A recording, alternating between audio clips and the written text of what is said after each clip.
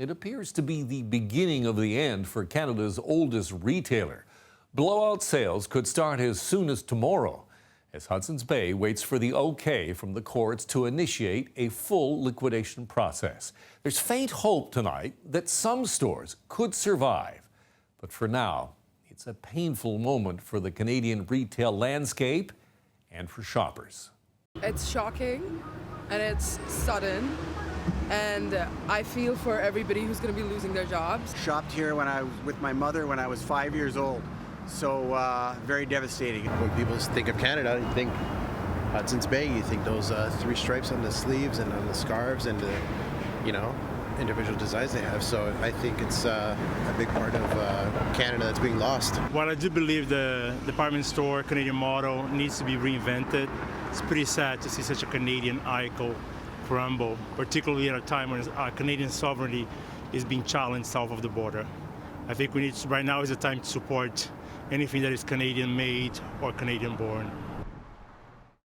Business analyst Kris McCusker joins me now. And Kris, we're talking about 96 stores here for Hudson's Bay. What happens if the court does approve the liquidation?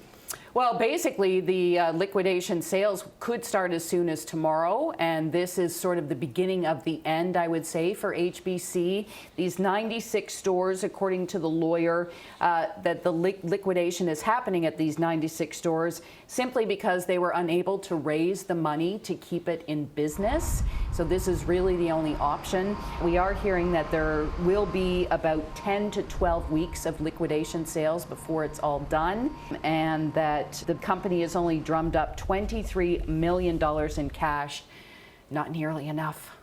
There has been some talk about possibly some of the stores remaining open. How would that possibly work? Well, again, they're going to have to try to find the money to see if they can keep some of the better performing stores open. So that is still a challenge, but it's a possibility that some stores could survive.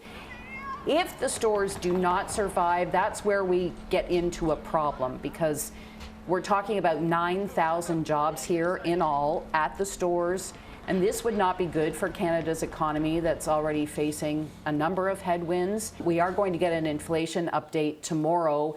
The tax holiday, of course, has come to an end, so it's possible that we do see higher prices, although the carbon tax coming off in April could sort of hold that back again. But this would not be helpful to the Canadian economy that's already struggling. And just think of the number of malls that you could just think off the top of your head where the Bay is the anchor tenant, right, and may no longer be there. Thanks, yes. Kris. Thank Appreciate you. it. Thank you.